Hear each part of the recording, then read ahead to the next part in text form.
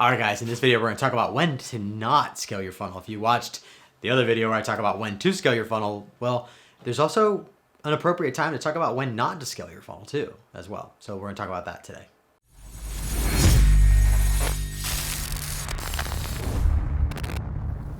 Hey, it's Bryan Dulaney, top 1% of all marketers and funnel experts in the world, and I'm on a mission to help you launch your expertise, grow and scale your business, and build your legacy. So in this video, we're talking about when to not scale your funnel, right? Like when you should actually take the gas off the fire rather than throwing gas on the fire. Now, there's a few things, okay? Number one, when lead acquisition rates become too high, what we do is we cycle in new offers or new funnels, okay? It's the exact same thing that Russell does with ClickFunnels, okay? Their ad team, okay, Russell's not doing that, but their ad team is when you're advertising a set of funnels, you have a certain cost per lead, cost per acquisition, right? You have a certain amount of money that you're going to earn on that funnel. It's going to cost you a certain amount to acquire the leads or the buyers. Okay, you should have thresholds, right? So you should say, okay, when my webinar rates are over $10, like stop running those ads and let's run ads for the free golden ticket, or let's run ads for this other webinar, or let's run ads for the application funnel, or let's run ads for whatever.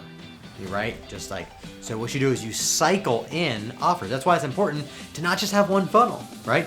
I'm a fan of stacking funnels.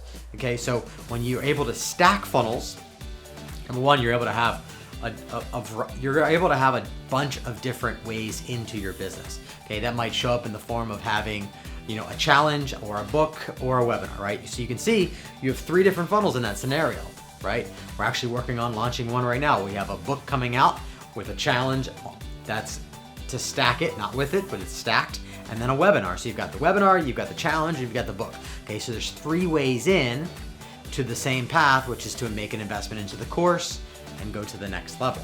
Okay, so when not to scale your funnel is when lead acquisition rates or the cost to acquire buyers goes up to or beyond that threshold. Okay, then you just throw in some other funnels, throw in some other offers, and then try to get your lead acquisition rates where they need to be, right? And get the cost per sales down, okay? Now, if you have a bottleneck in your business, and this happens more often than you think, when you have a bottleneck in your business, then you might not want to scale either, okay? In this example, I talked about this in the video where I talk about when to scale your business or when to scale your funnel.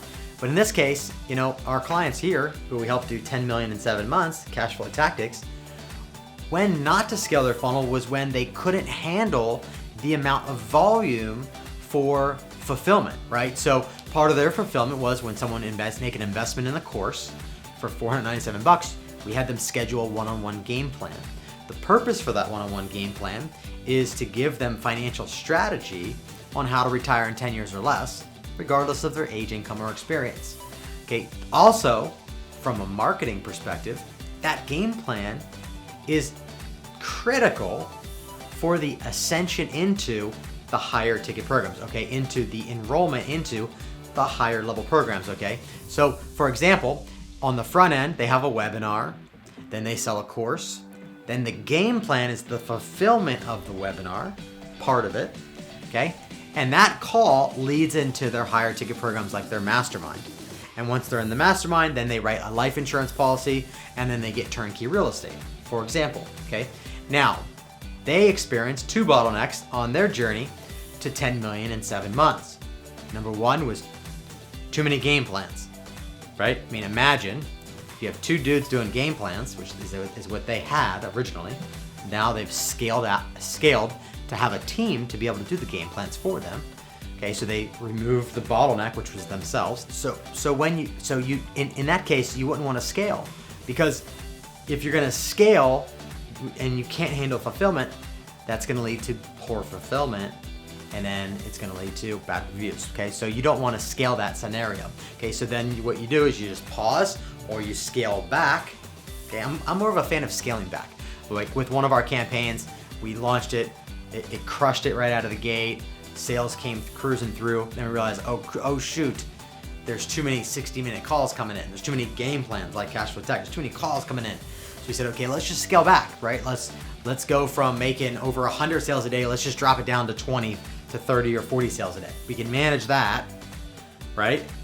So rather than shutting it off, which I'm not a fan of, I'm more of a fan of slowing it down a little bit, keeping a pulse in the marketplace, okay, while you solve the problem of the bottleneck, okay? Now the other bottleneck that they had was, their fulfillment on the turnkey real estate, right?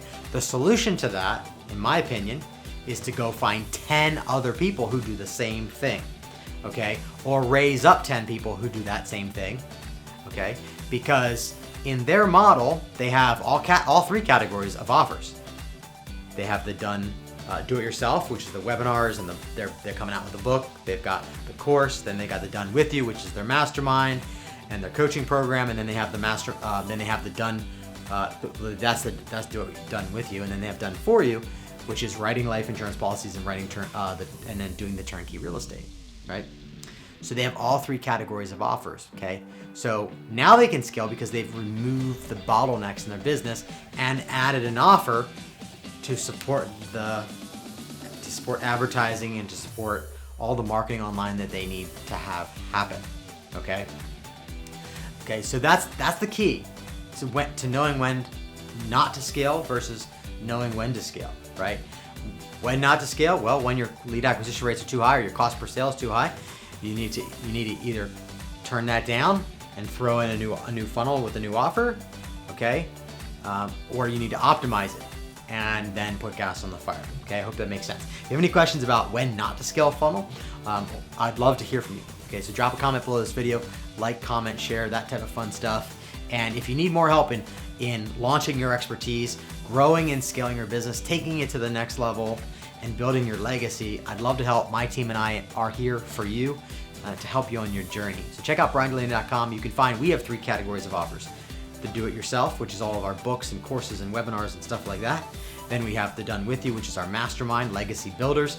And then the third bucket is our agency, which is the done for you component, which handles everything from branding and video production and copywriting and funnel development and offer creation and you name it, we do it over there. And we have a team of more than 20 people who are the best in the world at what they do, and we let them stay in that lane so they can bring that expertise to your business to help you, again, take your business to the next level. Again, thank you for watching today's video. Look forward to seeing you in the next one. And in the meantime, make today epic.